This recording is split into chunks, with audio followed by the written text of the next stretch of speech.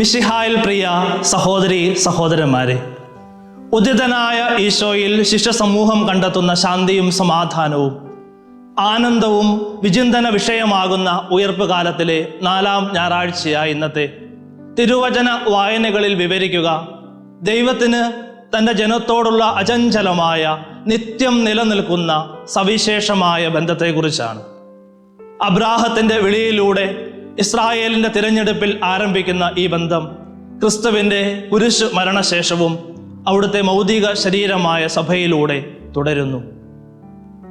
നാടും നഗരവും ദേവാലയവും കൃഷിയിടവും കുടുംബവും നഷ്ടപ്പെട്ട ബാബിലോണിയൻ പ്രവാസത്തിൻ്റെ കഷ്ടനഷ്ടങ്ങൾക്കിടയിലും ഇസ്രായേലിനെ മറക്കാത്ത കൈവടിയാത്ത ഒരു ദൈവമുണ്ടെന്ന് ഓർമ്മപ്പെടുത്തുകയാണ് ഏശയ്യാ പ്രവാചകന്റെ പുസ്തകം 49-ാം അധ്യായം 13 മുതലുള്ള 1-ാം വായന.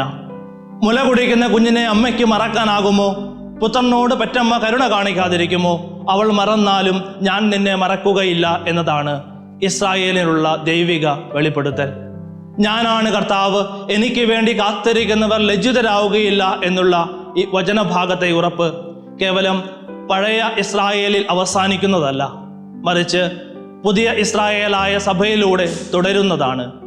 ദൈവദാനമായ ഈശോയുടെ വാഗ്ദാനമായ പരിശുദ്ധാത്മാവിനെ പണം കൊടുത്ത് സ്വന്തമാക്കുവാൻ പരിശ്രമിക്കുന്ന ശിമയോനാണ് അപ്പസ്തോല പ്രവർത്തനം 8-ാം അധ്യായം 14 മുതലുള്ള വചനഭാഗത്ത് ദൈവ മനുഷ്യ ബന്ധത്തിനിടയിൽ പണത്തിന് സ്ഥാനമില്ലെന്ന്, ഈ ബന്ധം ദൈവദാനമാണെന്നും ഓർമ്മപ്പെടുത്തുന്നതാണ് ഈ വചനഭാഗത്തെ പത്രോസിന്റെ വാക്കുകൾ.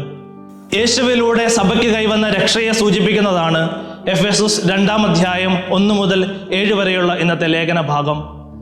നമ്മൾ പാപം വഴി മരിച്ചവരായിരുന്നിട്ടും കരുണാസമ്പന്നനായ ദൈവം നമ്മോട് കാണിച്ച മഹത്തായ സ്നേഹത്താൽ ക്രിസ്തുവിനോട് കൂടെ നമ്മെ ജീവിപ്പിച്ചു.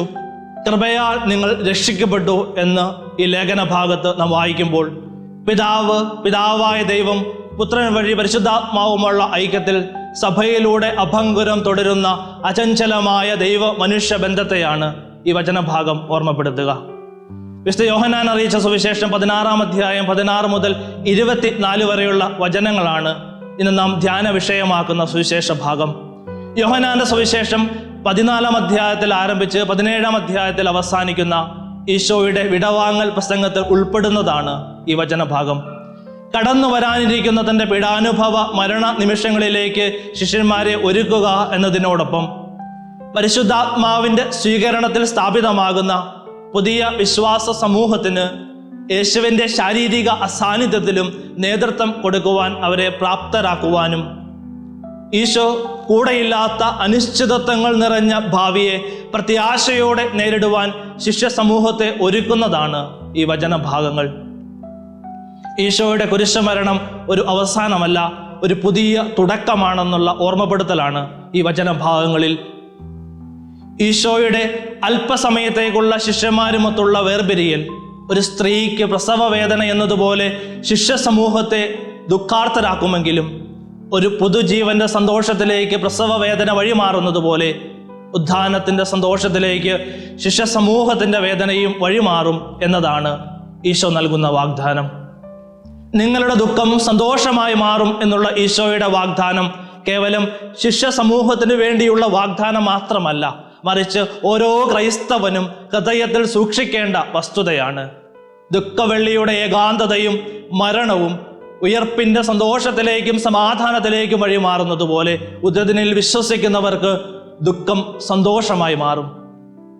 എപ്രകാരമുള്ളതാണ് ഈ മാറ്റം എന്നുകൂടി സൂചിപ്പിക്കുന്നതാണ് യോഹന്നാന്റെ സുവിശേഷം 16-ാം അധ്യായം 20 നിങ്ങൾ കരയുകയും വിലപിക്കുകയും ചെയ്യും, എന്നാൽ നിങ്ങളുടെ ദുഃഖം സന്തോഷമായി മാറും എന്നുള്ള ഈശോയുടെ വാക്കുകൾ. നിങ്ങളുടെ ദുഃഖങ്ങൾ ഒരു നിമിഷം കൊണ്ട് മാറ്റപ്പെടുമെന്നോ, നിങ്ങളുടെ ദുഃഖങ്ങൾ ഇപ്പോൾ തന്നെ അപ്രത്യക്ഷമാകുമെന്നോ എന്നൊന്നുമല്ല ഈശോ ശിഷ്യന്മാരോട് പറയുക, മറിച്ച് നിങ്ങളുടെ ദുഃഖം സന്തോഷമായി മാറും, ദുഃഖങ്ങൾ സന്തോഷമായി പരിണമിക്കും എന്നതാണ് ഈശോയുടെ വാഗ്ദാനം. ശിഷ്യ സമൂഹത്തിൻ്റെ വലിയ ദുഃഖകാരണമായ ഈശോയുടെ മരണം ശിഷ്യരുടെ ഏറ്റവും വലിയ സന്തോഷകാരണമായ ഈശോയുടെ പുനരുദ്ധാനത്തിൻ്റെ അടിസ്ഥാനമായതുപോലെ നമ്മുടെയൊക്കെ വ്യക്തി ജീവിതത്തിൻ്റെ കഷ്ടനഷ്ടങ്ങളും സഹനങ്ങളെയും ദുഃഖങ്ങളെയും നമുക്ക് അനുഗ്രഹത്തിൻ്റെയും കൃപയുടെയും ഉറച്ച അടിസ്ഥാനങ്ങളാക്കി മാറ്റുവാനായിട്ട് ദൈവത്തിനാകുമെന്ന് നമുക്ക് വിശ്വസിക്കാം. ഇങ്ങനെ ദുഃഖങ്ങളെ സന്തോഷത്തിൻ്റെ ഉറച്ച അടിസ്ഥാനമാക്കി മാറ്റുവാൻ ഒരു കുറുക്കുവഴി കൂടി തരുന്നതാണ് ഇന്നത്തെ തിരുവചന ഭാഗം. സത്യമായി ഞാൻ നിങ്ങളോട് പറയുന്നു, നിങ്ങൾ എൻ്റെ നാമത്തിൽ പിതാവിനോട് ചോദിക്കുന്നത് എന്തും അവിടുന്ന് നിങ്ങൾക്ക് നൽകും എന്നതാണ് ഈശോ പഠിപ്പിക്കുന്ന ആ കുറുക്കുവഴി. യേശുനാമത്തിൻ്റെ ശക്തിയും യേശുനാമത്തിൽ പിതാവിനോട് പ്രാർത്ഥിക്കേണ്ടതിൻ്റെ ആവശ്യകതയും വിളിച്ചോതുന്നതാണ് ഈശോയുടെ ഈ വാക്കുകൾ. യേശുനാമത്തിൽ ചോദിക്കുന്നത് എന്തും പിതാവ് നൽകും എന്ന് വചനം പഠിപ്പിക്കുമ്പോഴും ഇതൊരു മാന്ത്രിക സൂത്രവാക്യമായതുകൊണ്ടല്ല, മറിച്ച് പ്രാർത്ഥനയിലൂടെ ഈശോയുമായും പരിശുദ്ധ ത്രിത്വവുമായും രൂപപ്പെടുന്ന ബന്ധമാണ് ഈ ഉറപ്പിന് പിന്നിൽ. പ്രാർത്ഥന എന്നാൽ വലിയ സങ്കടങ്ങൾക്കും ചോദ്യങ്ങൾക്കും പരിഹാരം തേടുക മാത്രമല്ല, ദുഃഖ ദുരിതങ്ങൾ പോലും ദൈവവുമായി കൂട്ടായ്മയിൽ ആയിരിക്കുന്നതാണ്.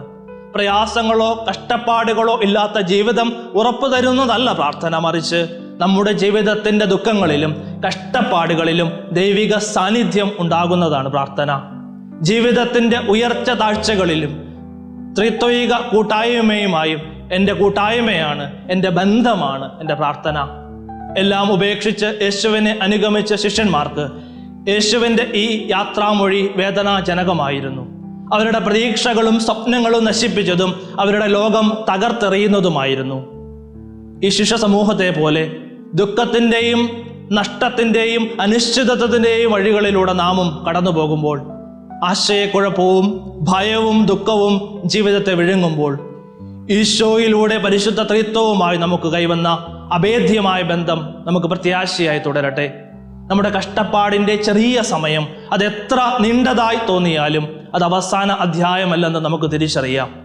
ആശയക്കുഴപ്പത്തിലായ, ഹൃദയം തകർന്ന, ദൈവം എന്താണ് ചെയ്യുന്നതെന്ന് ഉറപ്പില്ലാത്ത അവസ്ഥകളിൽ, ദൈവം നിശബ്ദനായോ അസാന്നിധ്യമോ ആയി തോന്നുന്ന നിമിഷങ്ങളിൽ ഓർമ്മിക്കുക, പെറ്റമ്മ മറന്നാലും നിന്നെ മറക്കാത്ത ദൈവിക ഇടപെടലിനെ. നിത്യം നിലനിൽക്കുന്ന അചഞ്ചലമായൊരു ബന്ധം ഞാനുമായി കാത്തു സൂക്ഷിക്കുന്ന എൻ്റെ ദൈവത്തെ. ആമേൻ.